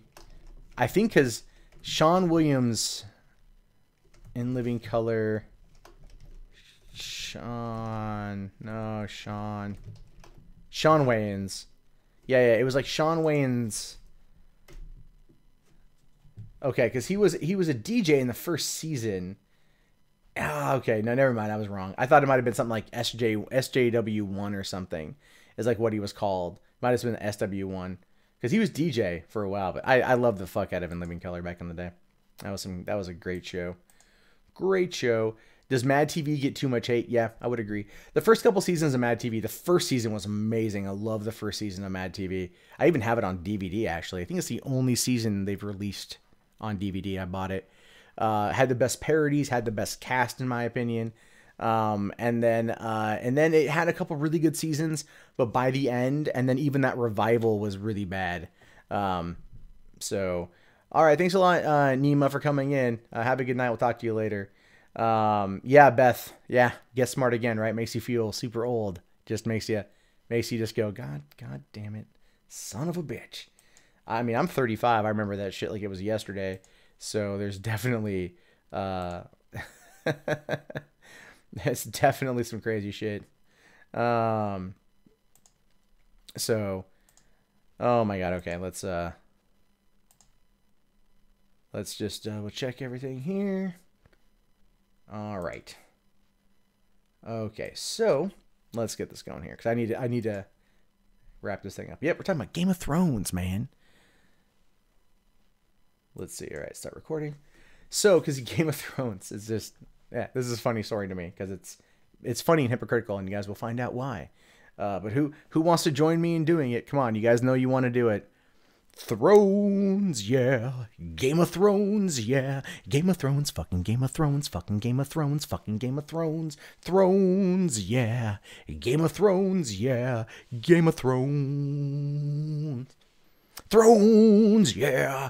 Game of Thrones, yeah. Game of Thrones, fucking Game of Thrones, fucking Game of Thrones, fucking Game of Thrones. I did that. That's right, I did. I did do that. It happened. I fucking love that. Every time that thing comes on, man, every time the opening theme song happens, I'm just like, fucking Game of Thrones, fucking Game of Thrones. I love the crap out of that.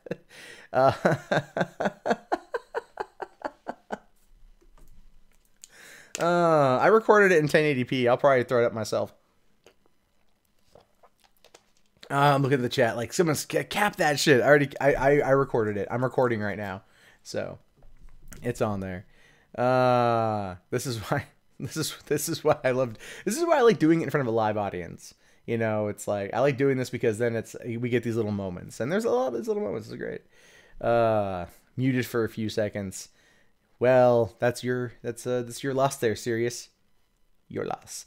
All right, let's jump into this thing. All right. Hey, what's going on, everybody? My name is Matt Jarbo. This is the MundaneMatt channel, and yep, we're going to be talking about Game of Thrones. But not in the way you might think. This isn't a recap of Game of Thrones. This is more talking about HBO's hypocrisy when it comes to dealing with pirates of Game of Thrones. And no, really, they've been extremely hypocritical with how they've been handling the pirated scene situation. Trust me. Saying here that HBO declares war on Game of Thrones pirates, but it may be a losing battle. Well, no shit, Sherlock. Of course it's a losing battle. According here, it says 90 million fans pirated the season's first episode. Says one source. Now, I do not believe that is true. I don't think 90 million people downloaded the episode. I really don't. Most of the time, you get like 4 to 5 million people watching it on HBO, right? And that's including HBO Go and shit. And then you get about 4 to 5 million people who download it. Usually, it's kind of like neck and neck. I mean, sometimes it fluctuates, but it's usually around the same number. But this 90 million people downloaded the first episode. I just, unless, I don't know. I think people downloaded it multiple times because there might have been like a whole bunch of just shitty fake copies that were posted, which there were actually on YouTube. Right before the show came out, I was at my dad's house where we were going to watch it together and everything. And then all of a sudden, like I'm checking YouTube to see if people are live streaming it and everything. And then they were, every time they tried, they were shut down by HBO and shit. But people find a way. They always find a way. So it's like it might just be multiple people downloading it because multiple people were also uploading shitty fake copies that were passed off as real, and people don't read the comments on torrent sites, so they just kind of download indiscriminately. And that's my story, and that's what I'm sticking to. But it says here that season 7 of Game of Thrones has only just begun, and already HBO is cracking down on people illegally downloading the wildly popular TV series. They're not cracking down hard enough, apparently. I mean, I'm not going to go into detail as to why they're not cracking down. But let's continue. But it's questionable how successful the TV network's attacks will be, especially when many pirates are turning to streaming, a form of piracy that's hard to track but easy to do, even for Luddites. And that's the thing, you can go on YouTube right now, by the way, and you can go to their live tab or whatever, and you can just look for like whatever's live right now, and you will find 24-hour streams of Family Guy, Simpsons, other cartoon shows, other TV shows. And as soon as one of those streams goes down, it repops back up. And what those assholes do too, those little motherfuckers, is they will sit there and they will put an ad to run every 10 minutes on the stream. And so they're making lots of money off of that shit, which I don't agree with. I'm totally cool with the streams themselves, but making the money is shitty. But no, and that's happening right now. So, again, these are things kind of adding to the metrics, because there's probably multiple people downloading the same thing. Anyway, saying here, it's just a lower technical bar, says Dan Deeth of Sandvine, a broadband equipment company that tracks home internet usage. According to Torrent Freak, a news site that covers piracy issues, I love me some Torrent Freak, HBO is targeting people suspected of illegally downloading Game of Thrones by sending notices to their internet provider. The letter asked the provider to immediately inform the customer that they have behaved badly and need to stop. That's not how the letters go. The letters are just like, hey, you. Yeah, you, dumbass. We caught you. Stop doing it. Okay, you get 1 out of 6 strikes. Don't like this. No, fuck you. Stop. Right? They're basically just saying hey, be smarter about it, you dipshits. That's how I take those letters. I never get them though.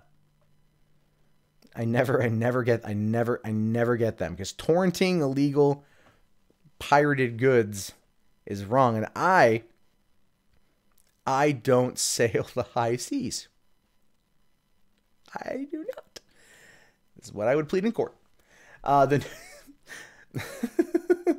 The notice also encourages the provider to inform the subscriber that HBO programming can easily be watched and streamed on many devices legally by adding HBO to the subscriber's television package. And that is true. And they have done great things with HBO Go as of late. When HBO Go first launched, it was a lot of, very locked down to certain cable providers in certain regions, and they've rolled it out more and more and more. So much now that you can even add it to your Hulu package for $15 a month, right? I mean, so I might actually just do that, but because I had HBO Go for a year, and I barely watched it outside of just a couple shows. So, I mean, there are a lot of people out there that will probably just wait until the end of the season buy it for 1 month, stream it legally, and then be done with it. You know, like they should just offer like Game of Thrones season packages or some shit. I mean, the show's got 1 season left after this, so maybe not now, but for other shows, that would work out pretty well. It's like, oh, hey, you want to, like, what would it be to get like, 10 episodes of the show? We'll charge you $2 an episode. We'll do it $20 and you get the full season or whatever streamed when it happens. And people might do that because they do download quite a bit. They do buy shows quite a bit through Amazon and iTunes. Why not do it through HBO? Well, they might actually do it through HBO on those other sites. Again, I don't ever mess with those, so my idea might already be in use by somebody else more efficiently. But if not, dibs!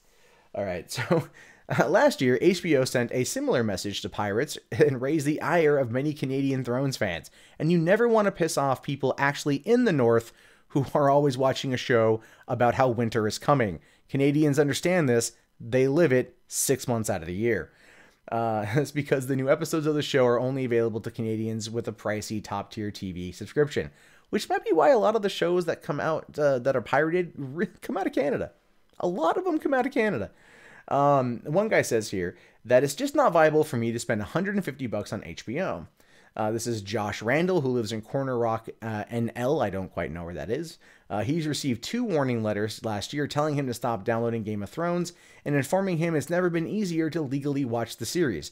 But again, it goes back to what I said before about how HBO Go was handled in a number of places. Territories, digital distribution rights, all of these things factor the fuck in to why people pirate. Now, look, here's the thing. HBO understands this. They do. But they have to also legally protect their copyright, which I get. I understand. But it's one of those situations where you sit there and you go, no, wait. You fuckers are the ones that don't just open up the borders digitally. You still want to work your little deals. You want to work your little, your little things with these regions and then like slowly dole out HBO Go to these places using these cable providers to do so. And I get it. They did the same thing here and it's now, broadening. But it's also like, no, fucking look, digital should not have borders. We're not bound by satellites. We're not bound by anything other than the tubes of the internet. And so restricting it nationwide or restricting it via region is just ridiculous. And again, it's one of the reasons why more and more people they still turn to piracy because they don't have to deal with the region lock shit. And that is something that's it really impacted video games, and it's impacting HBO when it comes to Game of Thrones, a show that they probably never expected to get this wildly popular. Now, the guy goes on to say, it's never been easier than why can I get it easy? He says he would happily pay $14.99 a month for HBO Now, a streaming service only available in the US that offers full access to Game of Thrones. Okay, well, I didn't know that it wasn't out of the country yet, but my argument still stands. Despite the warning letters, Randall continues to pirate Game of Thrones, and so do many other people across the globe, because it's a good fucking show. According to the UK-based piracy monitoring firm Musso, this year's season opener was pirated an astonishingly high 91.74 million times around the world. And I really have trouble believing that number. I do. Torrent Freak is pretty good at tracking the data for what gets pirated, and they will give you the numbers based on what they get their hands on, and I don't think 90 million. If Torrent Freak comes out and says 90 million, then I will believe 90 million. Until then, this is suspiciously a little bit too high. But as I pointed out before, there were lots of fakes that were popping up on torrents, not that I know, like I wasn't looking. Specifically, I wasn't downloading anything. I peruse. Same excuse I give my girlfriend when I go to porn sites. I'm just looking for things we can do, not anything else. Now, please shut the door behind you and put on your headphones.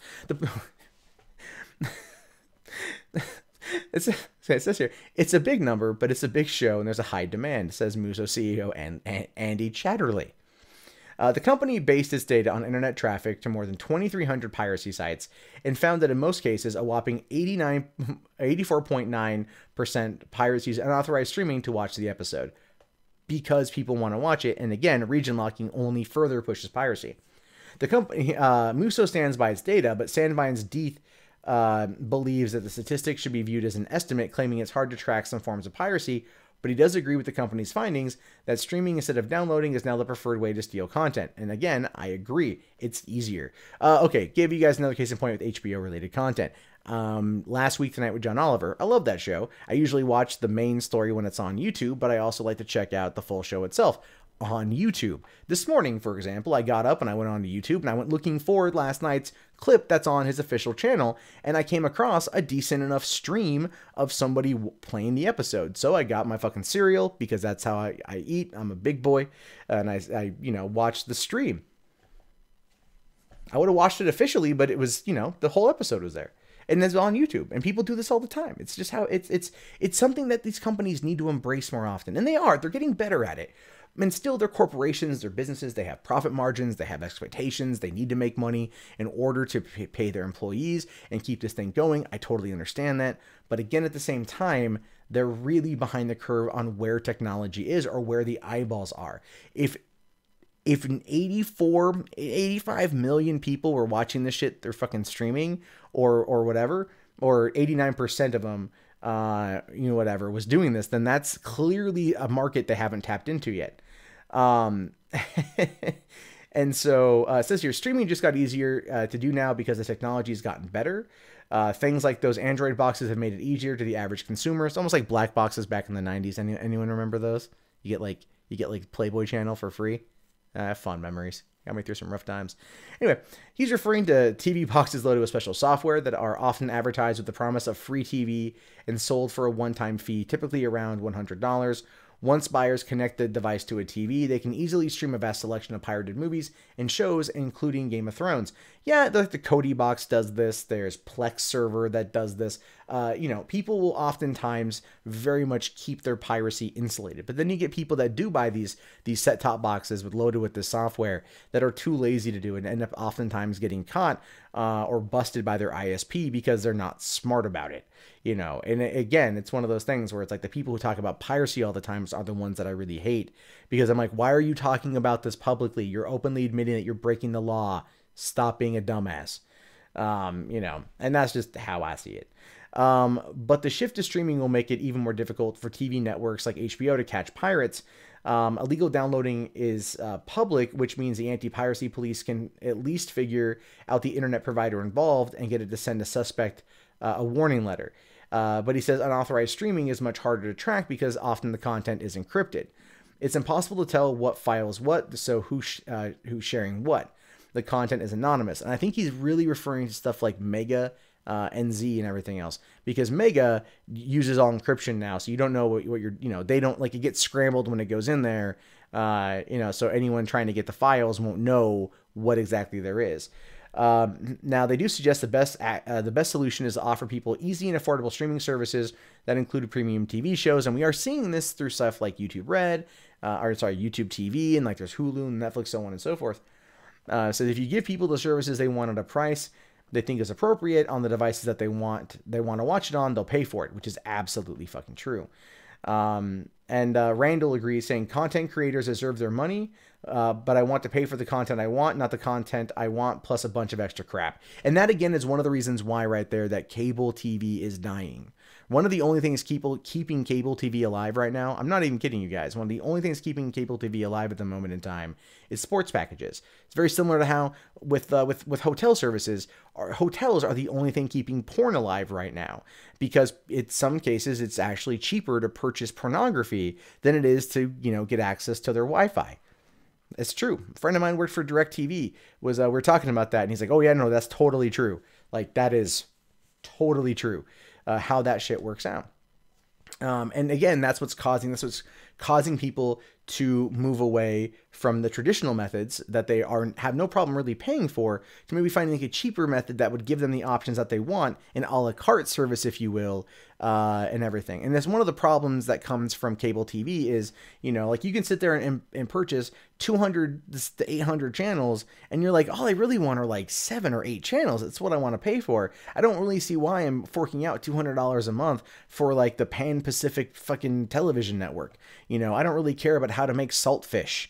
right? Like, but the thing is that with those particular packages, the money you pay into it, kind of similar to insurance and how you pay into the system, and then they kind of divvy out that money for other things. It would hinder the market growth, but at the same time, consumers don't want to overpay for shit they're not using, and that's effectively what the cable TV racket has been caught doing, and so now they're moving away from that.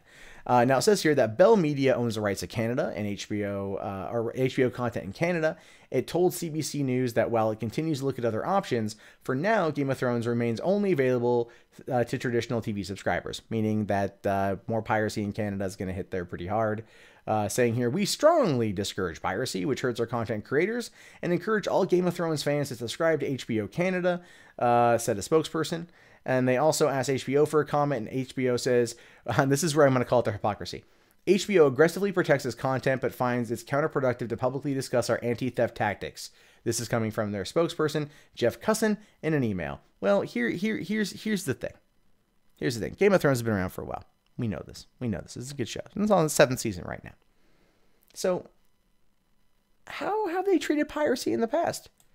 Well, there's this right here. This is from, well, shit, almost 4 years ago. Just a week away from 4 years. Saying Time Warner CEO, Game of Thrones setting piracy records is better than any Emmy. Yeah. I'm not going to go through the article here. But, I go through the first part. He said, this is what he says. He says, the much discussed fantasy series HBO is HBO's most popular. And if you go to people who are watching it without subs, it's tremendously a word of mouth thing. The exec told investors, we've been dealing with this for 20 to 30 years. People sharing subs equals subscriptions, running wires down the backs of apartment buildings. Our experience is that it leads to more paying subs.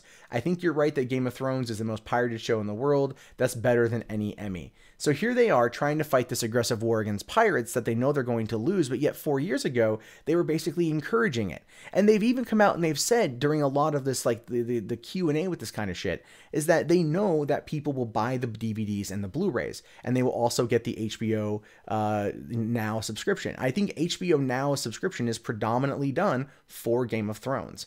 Like my dad has an HBO Go subscription that he pretty much only watches for Game of Thrones. You know, never mind all the cool documentaries, all the other shows, all the movies that they show. Fuck that shit. Just Game of Thrones is all he cares about. And that is what I want to call out here. This is why I have to laugh at this. Because they have multiple times made multiple comments like this one on the screen that they're okay with piracy because it shows how popular they are. And that it turns into people actually paying for it. But when they region lock this shit, and they continuously move to region lock this shit, it only pushes people to further pirate the show, and it's not going to bring in more paying subscribers. It's not going to bring in anything else like that. And they know it, but they have to sit there, and like I said before, they have to protect their IPs and everything else, or else they risk losing it. It's just part of the law. But I just find it to still be utterly fucking hypocritical. Instead of going after people who are like, you know, selling it, which would be a problem. They're going after people that are just pirating it because they have no other way to do it outside of giving their left fucking nut.